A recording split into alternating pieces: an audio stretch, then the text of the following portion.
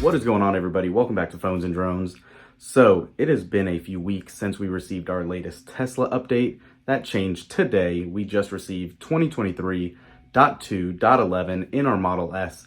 Obviously, it'll come out to the entire fleet of 3 Y, S, and S's. So stay tuned for that. Make sure you check your vehicle and see if you have that update pending. But yeah, so if you can't tell already, in the model build alone or in the software build alone, whenever it's a double dot release, traditionally we aren't expecting any new features necessarily. This is more of a bug fix update, and that is exactly what we're expecting here. Sometimes Tesla does squeeze in a new feature or two, but I'm not anticipating that being the case. So what I'm hoping to see is, and if you guys don't follow the channel, we had some issues with this latest build of 2023.2 that we were prior on. We were having issues with the seat heaters / coolers, no matter what, showing it was heating and then going to cooling.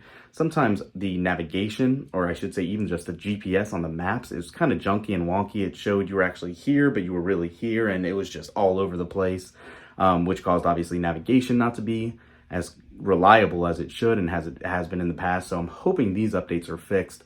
Obviously, we'll have to do a drive and make sure and see. But for now, let's go ahead and hop in the vehicle, take a look at what these release notes show. Again, in the app, it is showing it is just a bug fix release. Let's check out the build number and go from there. All right, so we just hopped in the vehicle, and as you can see, we're running 2023.2.11, and this new build is 73D 4D 561 F7FB. So, having said that, exactly like it showed in the app, here are our release notes, and it is truly just a minor bug fix update. It says this release contains minor bug fixes and improvements. Now, having said that, I have been kind of just popping around the system, seeing how fluid it is. It is running as well as anticipated, so that is a good thing. However, that's not what we had issues with prior. We had more so issues with the navigation itself, and if you guys had a similar question or issue like this, drop a comment down below and let us know. What we were experiencing, though, is, say for instance, hypothetically, you were down on 95. Well, instead of actually showing you on this road, it was actually putting you somewhere in the woods or not very accurately actually depicting your location, which in turn screwed up navigation and all of that. This was somewhat of a hit and miss intermittent issue. It wasn't every time this was happening, but it was happening more so than not. So I know a lot of people, including myself, depend on navigation to be accurate when they're driving, and this was not the case earlier on.